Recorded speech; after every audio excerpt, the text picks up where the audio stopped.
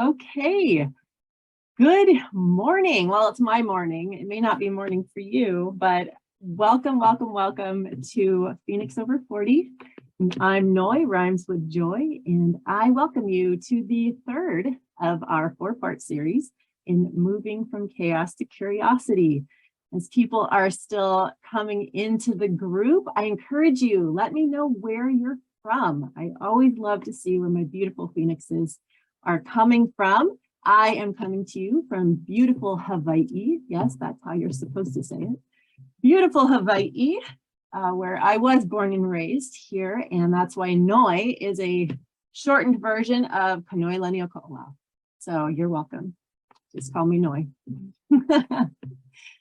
There are two ways for you to join today. You can join by Facebook Live, or you can join me by Zoom. The Zoom link is in the event description, and that will bring you right here into my classroom where we can chat back and forth. You can ask questions, we can engage. I love engagement. I highly encourage engagement.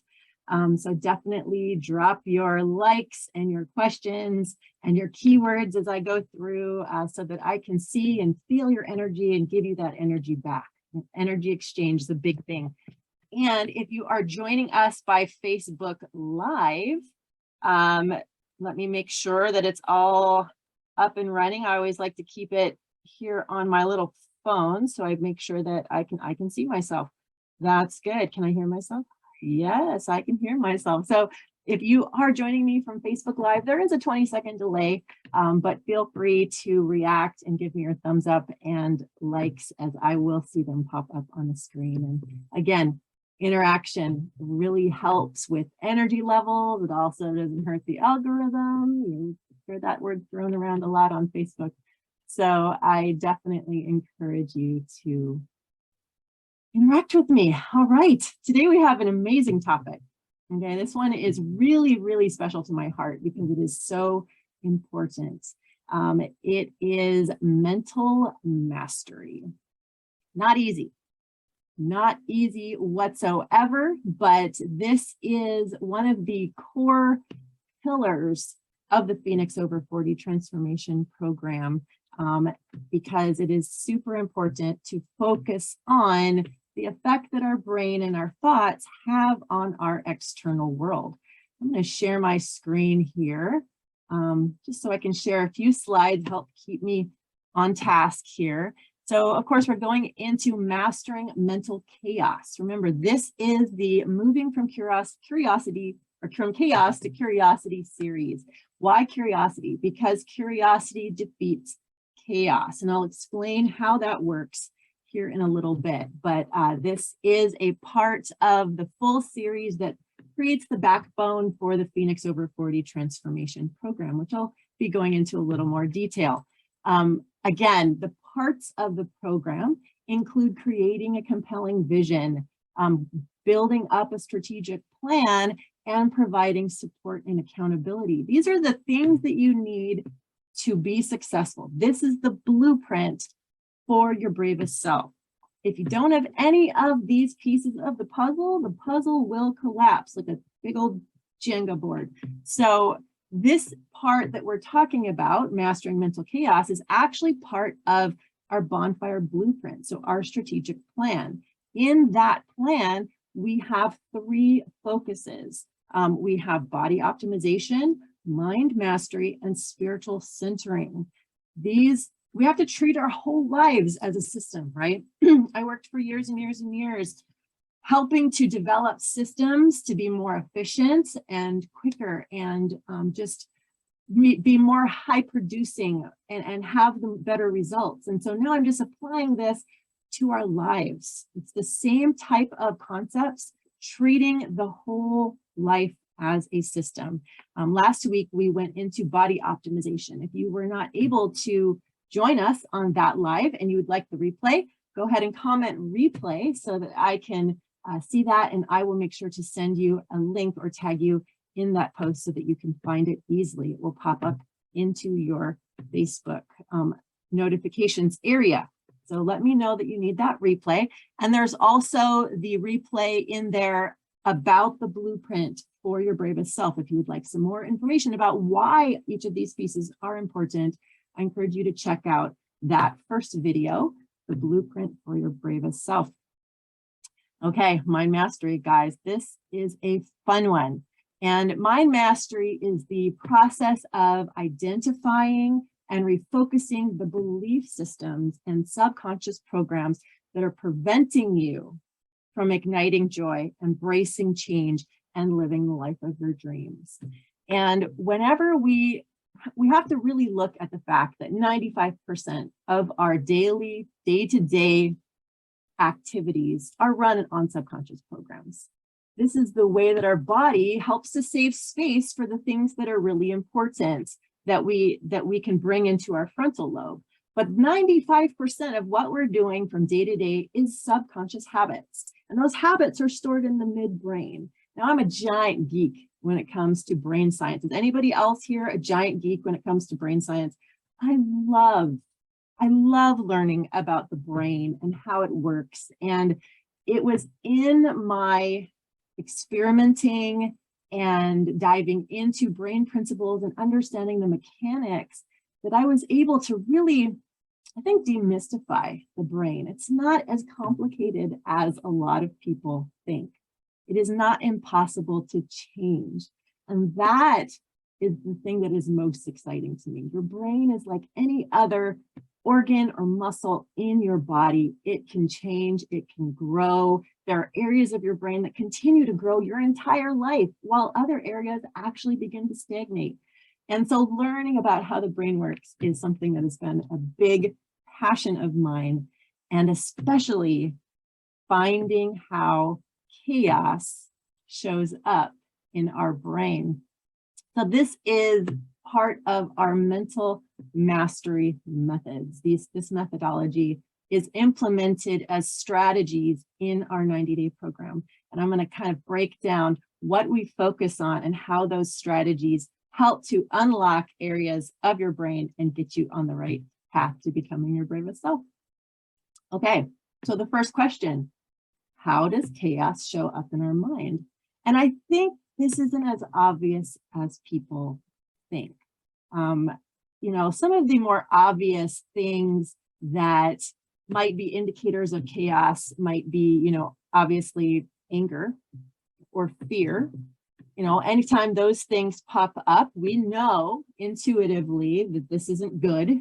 This is an indicator of something. But I think there are other things like judgment, when we're feeling judgy or when something rubs us the wrong way, criticism, anxiety, absolutely. Anxiety is one way. Go ahead and comment into the comment section. What are some ways that you believe chaos can show up in our mind? I'm just going to take a quick drink. I'm talking a lot, so I have to lubricate the mouth. But go ahead and drop into the chat. What are some ways that chaos shows up in your mind? Yep, checking out overwhelm. Yes, the overwhelm syndrome. Have you ever been there where you try to do something that you really need to do and your brain just sort of says, nope, don't want to learn that, or don't want to do that, and you just get really tired? I actually had that happen to me yesterday. I was doing an online course, continuing education course, and for whatever reason, the subject matter triggered me to the point where I was feeling myself getting really, really tired. And this was the middle of the day. There's no good reason for me to feel really, really tired. And I literally just decided, okay, after the course was over, I was like, I'm just gonna go ahead and lay down for a while and just sit with this. And took a little bit of a nap. It wasn't a very restful nap though. That's how I know my body wasn't actually talking to me. It was my brain. And it was just saying that the stuff in the course was triggering something, and all I needed to do was notice it. I didn't need to deal with it at that point. But chaos can show up in overwhelm. That's a really big way. Another big way is distraction. Have you ever gotten to start something and then you just feel like you're getting distracted by all the other things? Sometimes it was really difficult, I think, for a lot of people to transition to working from home during the pandemic. because all of a sudden they're out of their environment of normal work and they're in a whole other environment, and the laundry was getting their attention, or the fact that they needed to pick up the kids' toys, or what was going to be for dinner that night, or I need to tidy this area up. This is feeling chaotic. Those types of things really affected a lot of people's ability to transition to working from home. And so chaos can manifest as distraction. Maybe we really don't like going to work in the first place. I don't know. That was my experience. I don't know about you. But this is definitely something, and one of the biggest ways, and one of the, I think, the biggest trends that is something that I think we should all pay attention to is the trend of depression. Depression manifests itself in a life-altering circumstance, and the definition in the big book of psychological definitions says that if it affects your life for more than 2 weeks at a time, and it literally affects your life, so it can't just be, oh, I feel sad, but I can still function. It's impairing my ability to go to work, or it's impairing my ability to have healthy conversations or healthy relationships. That's depression. And one of the big things that we really need to pay attention to is the rate of depression in our world. Just in the US, there are 12 million women suffering from depression. And that is half or twice as much as men. Women are twice as likely to be diagnosed with depression than men. And there are a lot of reasons for that. And, there's a lot of theories out there. And yes, there could be some possible physiological things. So some of the potential physical causes are our hormones, right? So if our hormones are out of whack, then we feel mood swings, we feel a lot of hot flashes. I used to get hot flashes every 15 minutes. It is demoralizing to go all day long experiencing hot flashes like that, and all night. It's hard to sleep. And so hormones, there's also a gut connection. Did you know 90% of our serotonin is made in our gut? So it stands to reason that, remember I talked last week about leaky gut syndrome. If we have a problem with our gut, we have a problem with our brain and our moods and our emotions. So there are physiological things that can complicate depression. But I'd also like to invite the idea that our brain has a lot of impact on our physiological situation. And I'm going to tell you some of my experience. So I was in a very tumultuous marriage. I'm not going to say it was dysfunctional. Well, it was dysfunctional, but I'm not going to say it was terrible, because I don't want it to sound like I'm blaming anybody in the situation. A lot of this was my contribution. I take responsibility for this, but we had a very tumultuous relationship. Me and my ex-husband were both very strong-willed, oldest children, and we would rub each other the wrong way. We communicated in very unhealthy ways. We set up really poor boundaries from the beginning because we got married when we were 20 years old.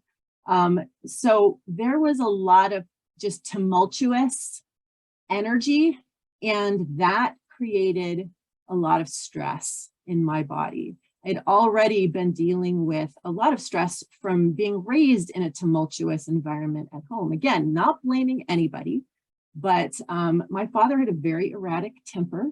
He was also severely abused as a child, bounced around. He had a terrible childhood, but he carried a lot of that pain and brokenness into his interactions with his own children.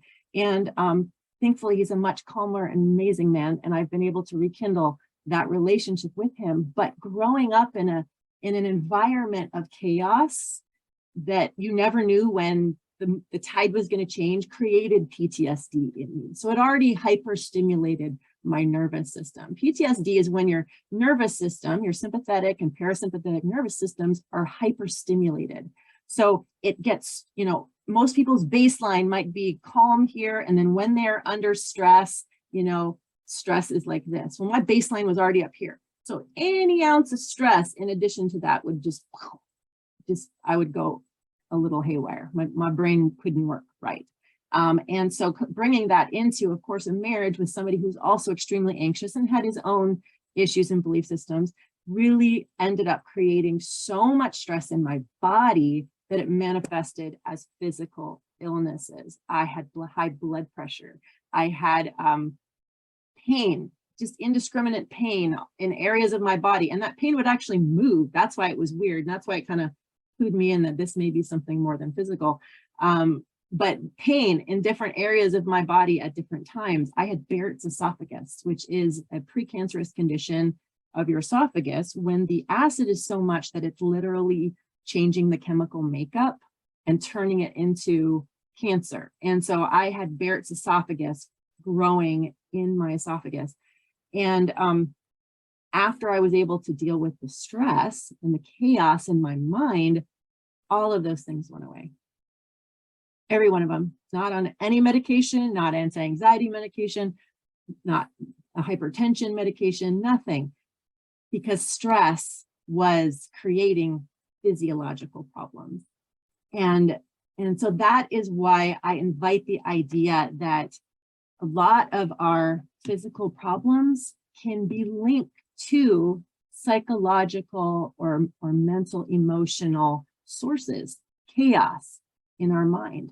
And so learning how to manage chaos and identify chaos is one of the really big key parts of becoming your bravest self. Absolutely. So I would like to invite the idea that mental chaos is the result of a belief system being challenged. A belief system being challenged. Now, there's two ways a belief system can be challenged. Now, you know, we are just a bundle of belief systems. These belief systems have been created in us since we were little, most of them created before the age of 6, when our brain was literally growing, taking in so much information that it was creating these subconscious programs. These belief systems, when they get challenged, arise as chaos in our mind, body, whatever. Now, there's a few ways that you can challenge a belief. For instance, it could be challenged by someone else's belief. So your belief is different than mine. And so therefore they're rubbing against each other. You know, this might come up when you're having an argument with somebody and their perspective of the situation or their memory of a certain situation is completely different than yours. Okay. Does it mean they're wrong? No. There can be more than one perspectives of a situation. But if theirs challenges yours, you're going to feel like, no, that's wrong. That didn't happen. That's not how that went down. That's because your belief system saw the situation in a certain way. Your experience created a lens around that situation. And so when somebody else's belief system rubs up against yours, it can create conflict, it can create chaos, it can create hurt feelings, anger, you know, defensiveness. That's because a belief system is being confronted or changed or rubbed.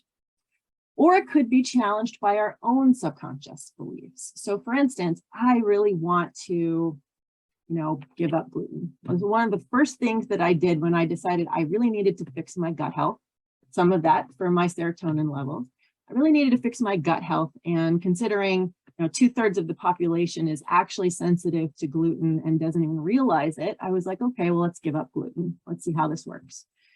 So my conscious belief was I need to give up gluten to feel better, but didn't realize that there were a bunch of subconscious beliefs about gluten and bread and things like that that I had to also deal with, and they got shaken up by that desire to give up gluten.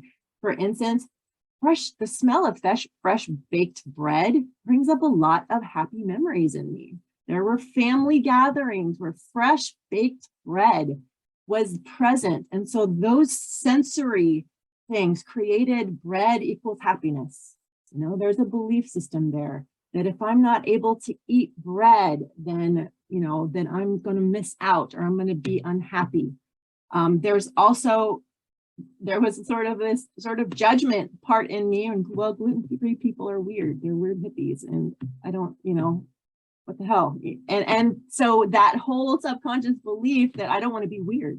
People are going to look at me weird. They're going to be uncomfortable around me. That was keeping me from being able to implement the new habits. There was a fear of losing my identity. And it also had to do with, I can't ask my family to accommodate me in this, because we do family dinner nights every Sunday night. I was like, how can I ask them to change the entire menu just for me? So it was a fear of losing relationship. It was a fear of making other people uncomfortable. It was a fear of they aren't going to love me if I give up gluten. So you can see that there are a lot of layers to our belief systems, and that's where chaos shows up. And, it's hard to change.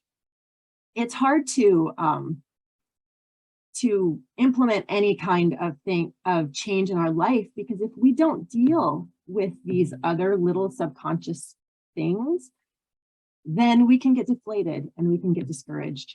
And when things don't go smoothly, or we think as quickly as they should, we can give up fast. My entire experience with diet and exercise plans is like this. Let me know if you've ever tried to implement a change and it didn't go smoothly, and you got, you probably gave up, or you realized probably a little sooner than you should have. Go ahead and give me a thumbs up in the chat if that has been an experience of yours, that you got upset. Maybe you hit a plateau during a diet or exercise program. You could not bust through that plateau. Have you ever been there? And so you just quit. And you said, oh, this one's just not for me. If you've ever experienced that, I would love, I'm sure it's not just me, girls. Another one that was a big one for me is after my divorce. I waited about 6 months or so before I decided, okay, well, let's maybe dip my toe into the whole dating scene and let's start, doing that. But I was noticing, as I was putting myself out there in person, I was very unapproachable. I was carrying myself in a certain way. I wouldn't make eye contact. I was just very skittish around men. And then even on the dating sites and stuff, I would go on a date and I just wouldn't find that person attractive.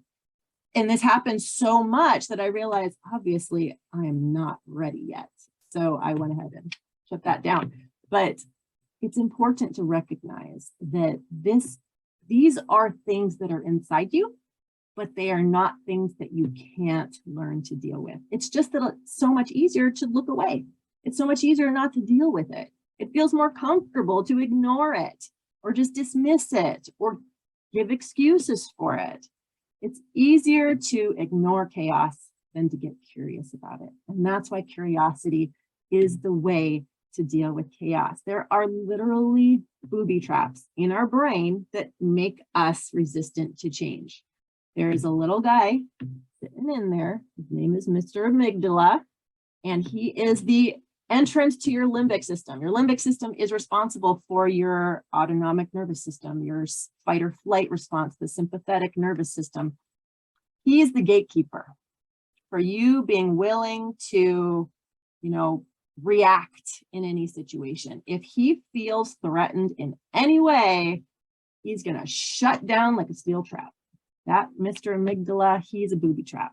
And so a lot of the way that you deal with mental chaos has to do with finding your way around Mr. Amygdala, which is not easy to do because he's got your planning room bugged. He's there. He's listening to your plans as you're creating them. So he knows exactly what's going to happen. But there are ways. Ladies, there are ways. And I'm excited to share 4 of them. So it started off as 3. And then I remembered right before I got on, there's a 4th. So I threw it on the slides really quickly. But there are 4 ways to de-stimulate your nervous system and actually implement change that lasts. Not short-term change. That's not what we're about here. We're not about fad diets. We're not about, quick fixes. We're about long-term change. And so we're going to get into some of the ways that we do that. I'm super duper excited. Let's go ahead and start sharing the screen. The 4 ways. The first rule, the first principle of mental mastery is we are always winning the game we are playing. This might feel weird, but you're going to hear me say this quite a bit. We're always winning the game we're playing. We may be thinking we're playing one game, but if we don't know, we could be playing a completely different game with completely different rules and different players than we even thought.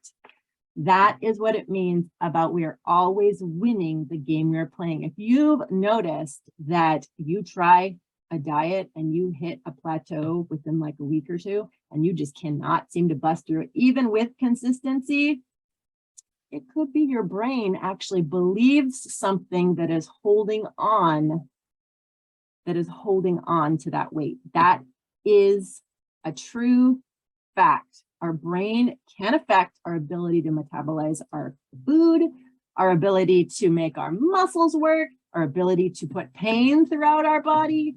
Our brain is responsible for those things. And if we can't address the underlying belief systems that might be creating that chaos, then we can't bust through those either. So we are always winning the game we are playing. The thing about curiosity is curiosity interrupts chaos without stimulating Mr. Amygdala to shut. Curiosity is about stepping outside the situation and going, oh, isn't that interesting that after that training, I got really, really tired and I needed to lay down. That's so interesting. I wonder what about that training could be rubbing something in my brain. You know what? Let's just write that down and let's get back to that, when I am clear and I have energy and I have the time and availability to deal with it. Curiosity simply looks at it and it takes it from the midbrain and brings it to the front so that you can take a look at it, do something so that you can either deal with it in that moment or you can deal with it later. Doesn't matter, depends on how triggered you are.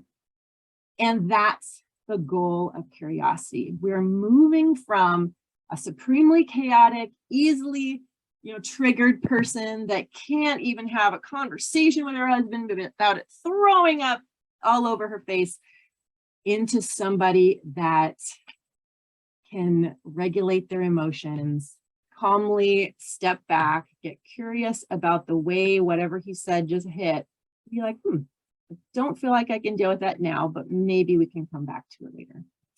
So that is the beauty of curiosity. So here's the way that our brain works. We have, let me go ahead and share this. You've seen this before. I've shared this. We've got our beliefs and our thoughts. They lead to our feelings. Our feelings are results of beliefs and thoughts. That's why I say chaos is a belief being challenged. Feelings lead us to a certain belief system. After our feelings, we often act on our feelings. And so if we can disrupt that chaos in the feeling area, we can change the action that comes as a result of it. That habit goes from being subconscious to being conscious.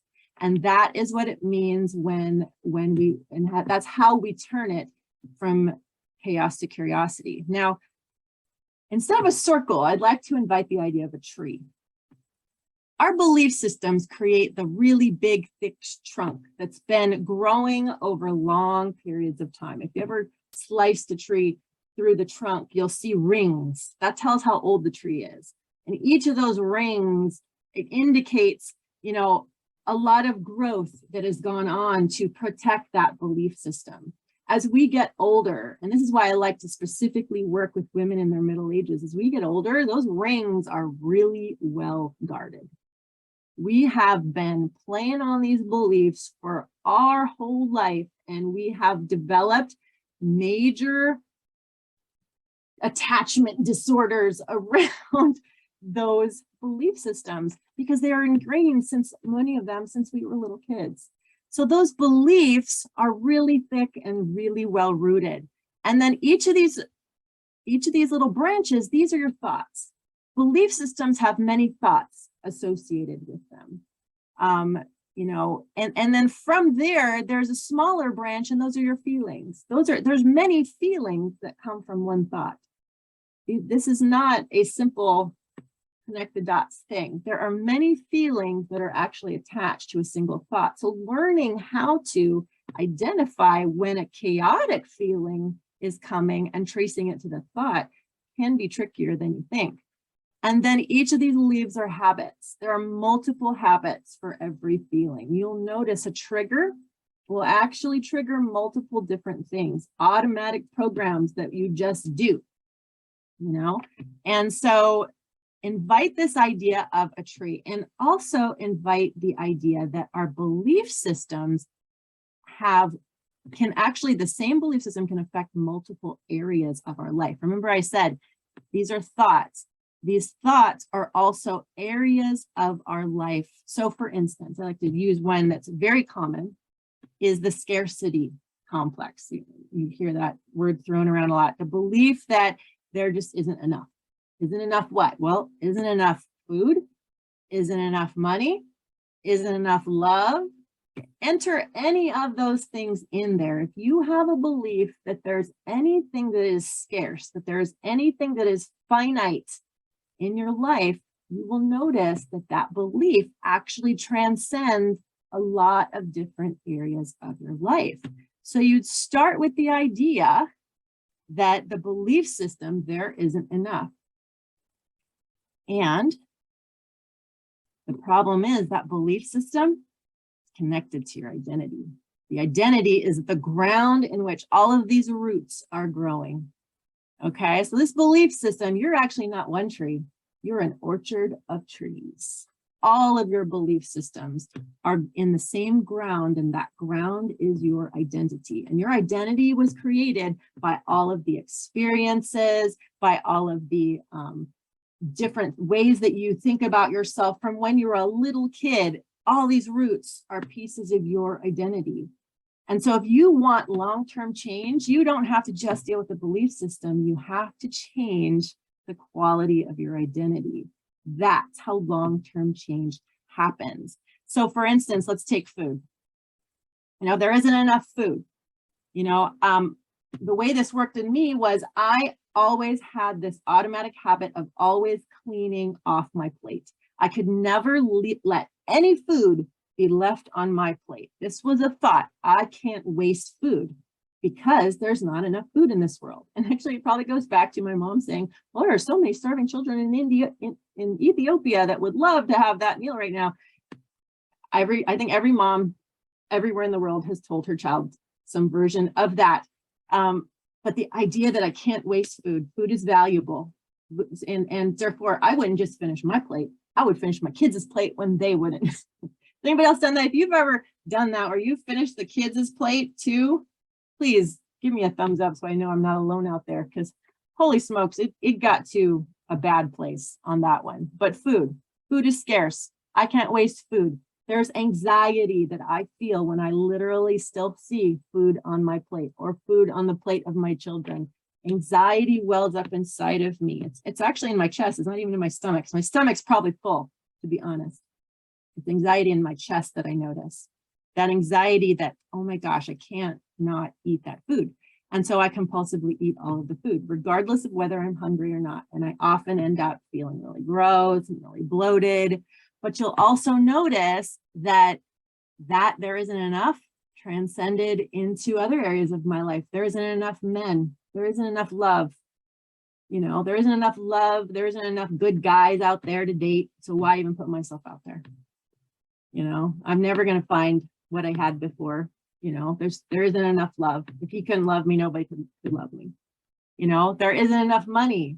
You know, I can't afford to do something nice for myself. I can't afford to get a massage for this pain that I'm experiencing. It's just, there's not enough money. I can't afford to hire the coaches that I need to get to the next level, or go on the trip, the personal development trip that I need to get to the next level.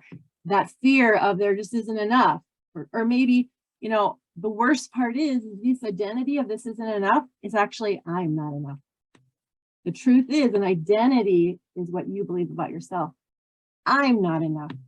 That's why there isn't enough. And this is when we start, whoa, change. Change can happen from this one step, understanding the game you are actually playing. I'm getting so much into that one. I'm so excited about that one. The next one is you've got to follow the chaos. Follow the chaos. Chaos is clues. Chaos isn't something to ignore. Chaos is an opportunity. And if you switch your frame of thinking to believe that, you're not going to run from it anymore. You're going to actually look at it, not necessarily deal with it right away. That takes time, but look at it. All you got to do is start by identifying the chaos, learning to be mindful of the chaos. When something doesn't feel right, you know in your body when something doesn't feel right. And you, on an intuitive level, know when maybe a physical problem that you're having is actually probably an emotional source. You know it. You just maybe have been ignoring it or pushing it to the side for so long that you've lost the connection to that. But we teach how to reconnect to those that inner wisdom in our program. And it's fascinating, the things that you can come up with and see clearer when you just treat it with an idea of curiosity as opposed to condemnation or judgment or bullying, or, you know, like I think we all do that. We bully ourselves sometimes. It feels like we have a devil on one shoulder and an angel on the other. And, you know, we don't want to do that. We don't want to dissociate ourselves. We want to connect to ourselves. We want to get real with ourselves. And in order to do that, we've got to get curious about ourselves. That's how it starts. It starts with following the curiosity or following the chaos and becoming curious.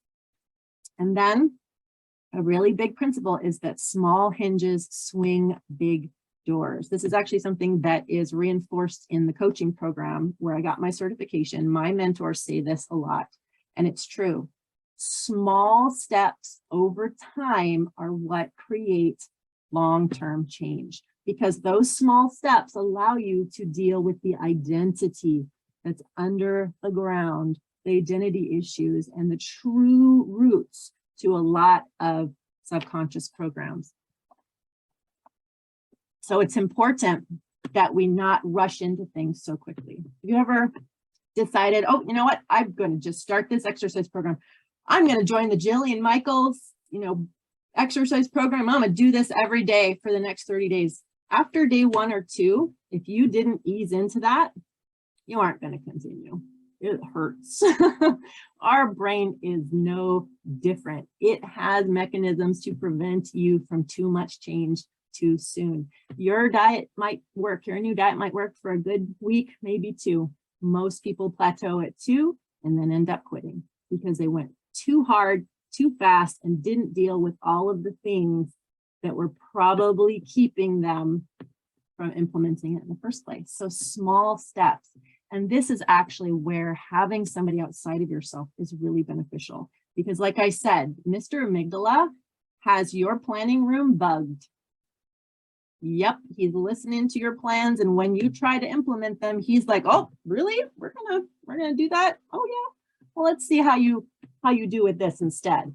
And so he's paying attention really closely to you, your desire to change. So when somebody outside of you can help you implement baby steps in a more, I want to say manipulative way, more subversive, probably is the better word, a little subversive way, sort of little backdoor changes to your identity. Instead of straight through the front door, we're not going to come in guns blazing. We're going to do little things through the back door. And that's why, like I mentioned, the scarcity, in all areas of your life. If you're particularly triggered in love, but food is a little less triggering, but still important, go down that avenue and watch it open up doors in love. Watch it open up doors in money. If those feel too raw, and this one feels still important, but not as raw, go down that one.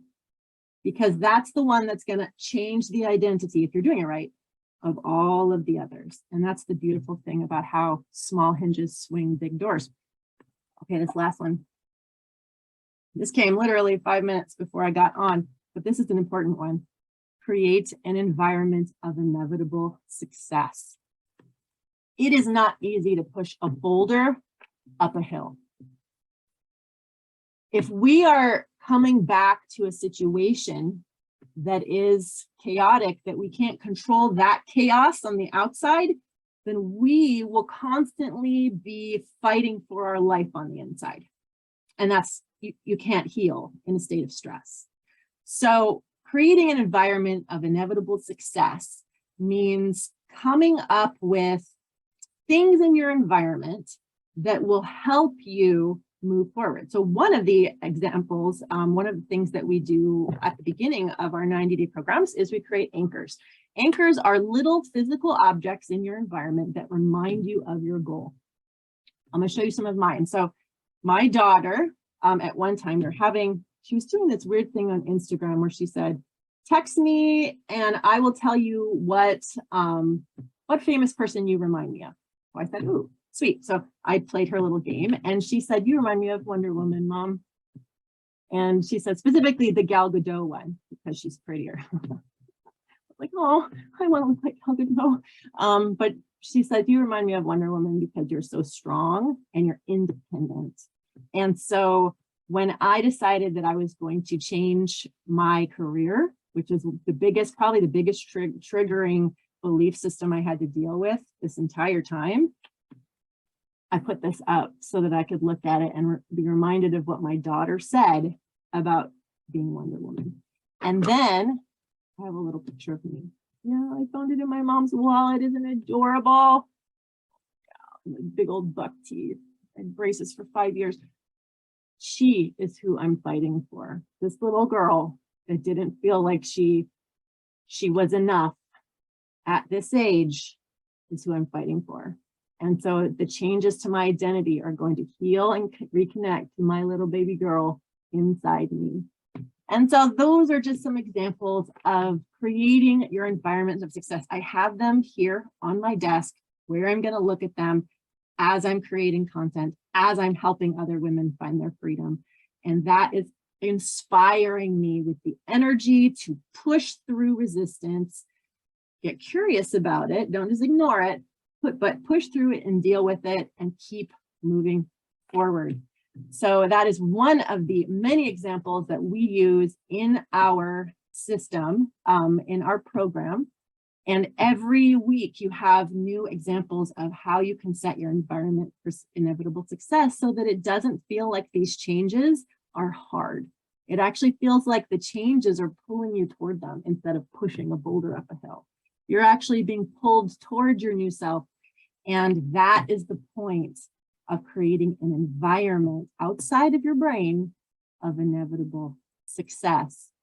And so those are the 4 things that you need to create inevitable success. And I want to encourage you to consider, if you have a big, hearty goal and you have been having trouble getting to that level, I encourage you to consider the Phoenix Transformation Program. And I can have a conversation with you because it includes all 3 of these things. And it starts with that compelling vision. And this is the result of our strategy call. Free strategy call. Give me a call. We start actually unpacking what it is you want to be. What does your bravest self look like? And where do you need to start if you're going to get there? And so that compelling vision that's pulling you toward it is what we create, because we don't want a half-ass vision. There's a difference between wants and wishes, right? There's a difference between wants and wishes. We want to get into the wants. I want this. I wish I could have this, but it's probably not real for me. That's not where we want. We want to want. And then the strategic plan, the things that incorporate all 4 of the rules / principles, whatever you want to call them, that we just went over, that will help you be strategic in implementing long-term change. And then the support and accountability. And we do that either in both one-on-one coaching and group situations and with several resources. Because if you don't have somebody outside yourself to help shine a light on those areas that are maybe tripping you up, give you other ideas that you didn't otherwise think of, all of those things are really important to, kicking you in the butt when they're like, no, there's no good excuse for this. I'm going to challenge you on this a little bit, and let's take a look at this a little deeper, because I think that there's more here that you're not seeing. That's where accountability comes in. And so if you are ready to become your bravest self, and you would like to participate and learn more about the Phoenix Transformation Program, I encourage you to write the word brave in the comments below, either in Zoom or in the Facebook Live, and I will reach out to you. And I'll start messengering you, asking you a few questions to get clear on what it is you're actually desiring, and we'll decide if you're a good fit for me and I'm a good fit for you. It doesn't hurt just to have a conversation. That's all it starts with. All right, ladies, I hope this was powerful for you. I hope that you go out and you start to really consider and take a look at the ways that you can become your own mental master, mental mind ninja, if you are ready to be a mind ninja. And next week, we will be discussing the spiritual principles. There is a spiritual element to our lives. And if you want to know my take on spirituality, religion, all that kind of stuff, I'm going to be getting into the weeds on that one next week. And I encourage you to join me right here, same time, same place. Aloha.